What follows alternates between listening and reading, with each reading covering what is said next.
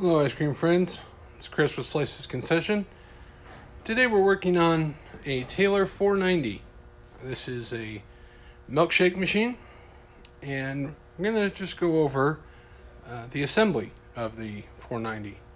So let's get in a little closer here, and we'll start with everything needed to assemble the machine. So what we're going to start out with is the drive shaft, and this is what actually will turn the beater inside the barrel of the machine. I'm going to take this O-ring right here, and we're going to slip it right onto that drive shaft like that.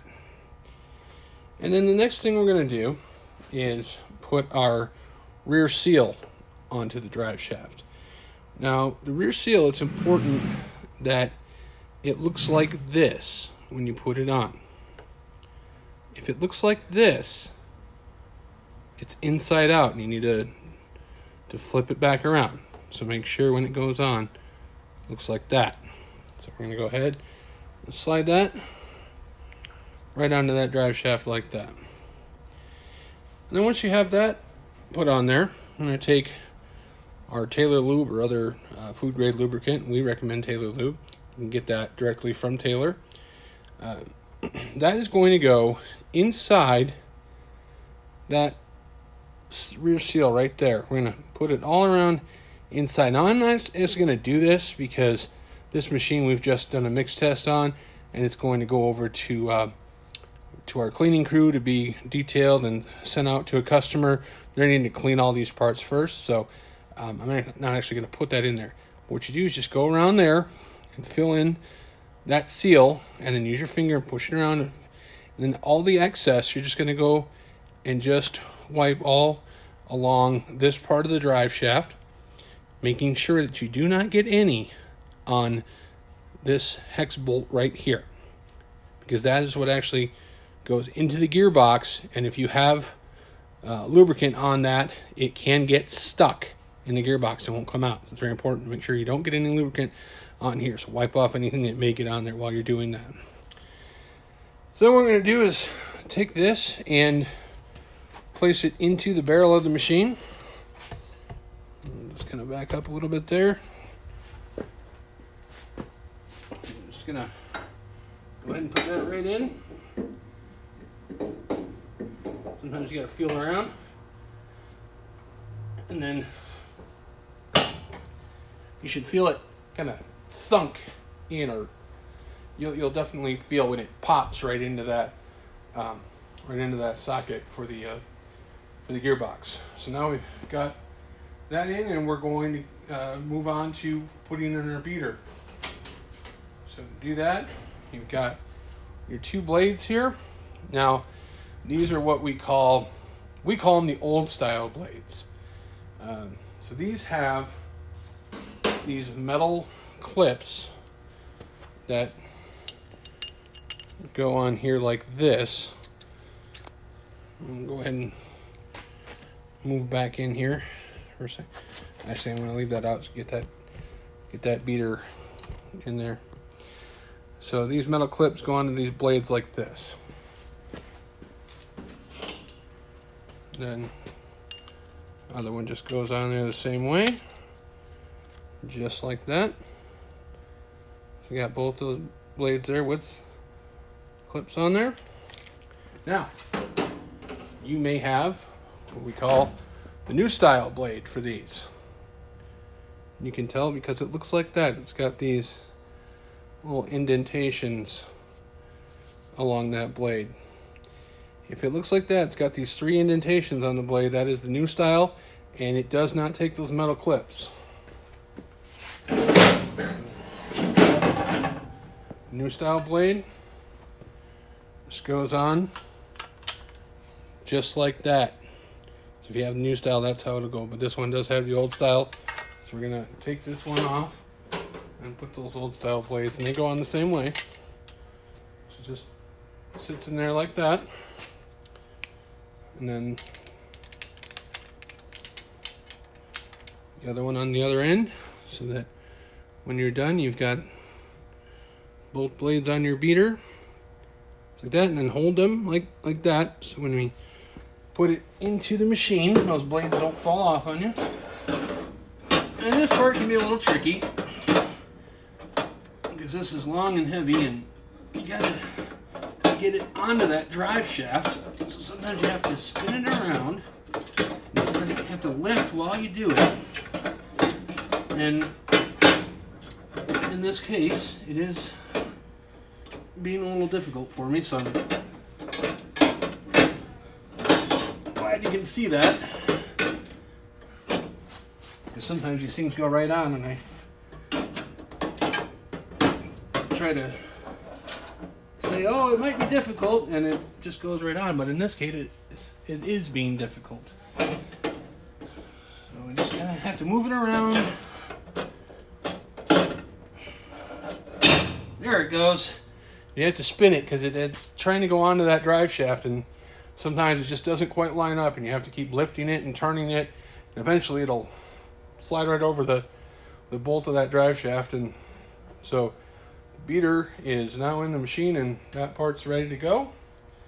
So next thing we're going to do is take our faceplate here, and this, Taylor helps us out because it kind of looks the same on either side. Taylor helps us out a little bit there by saying this end up. So just have it like that, and then I'm going to take our draw valve or plunger. There's different names for it. 2 O-rings go on this. These O-rings are bigger than that drive shaft O-ring, so you'll know if you have the wrong one in the wrong place, because the drive shaft O-ring won't want to go on the plunger, and the plunger O-rings will just be hanging off the drive shaft. They'll be way too loose. You'll be able to tell when you don't have the right one in the right place. Now, that rear seal, these O-rings, that drive shaft O-ring, you want to replace these every few months, and you can get them directly from your local Taylor distributor, and they can set you up with what's called a tune-up kit, actually, that contains all of these parts. And it just makes it easier to order everything all at once and just do it all at the same time with a tune-up kit directly from Taylor. So now we're going to take our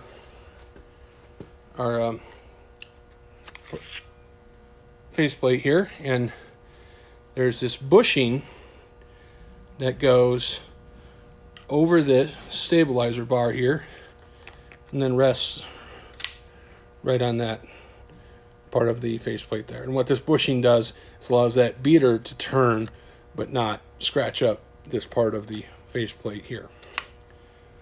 So now that we've got that set, I'm going to take our faceplate seal, and that's going to sit on there just like that. And you just push it around on the edges, make sure that it sits in that groove, and then you're all set on your door seal there. And again, we're going to put Taylor lube on these parts here, right around the O-rings on the plunger here. Again, just a thin layer all the way around. I'm not going to do it. Like I said, these parts need to be washed and sent out with the machine for the customer. So we're going to put that lubrication on there actually later on. So, but I can still show you here how it's going to go in. It's going to slip right into the faceplate there. Again, make sure you got it in like that, this end up. And you're going to have it in this orientation here. This part is actually going to go over the lever that's used to draw a product from the machine. So we're going to go ahead and put that right on there. It's going to sit in there like that. Tilt down a little bit here. And then I can going to show you here. That's where that goes on that lever there. You just spin this like this, and then when you pull that lever up, that'll actually bring the draw valve or plunger with it. Both terms are, Taylor calls it a draw valve, we call it a plunger. Neither way is wrong. So now we're set to just put our handles on the door or the faceplate. We just use these, go on just like your tightening your lug nuts on a tire when you change it on your car. So you just want to do them kind of diagonal like that. Just tighten them a little bit at a time. Make sure you tighten them evenly. Like that. And then these other two here. Nope.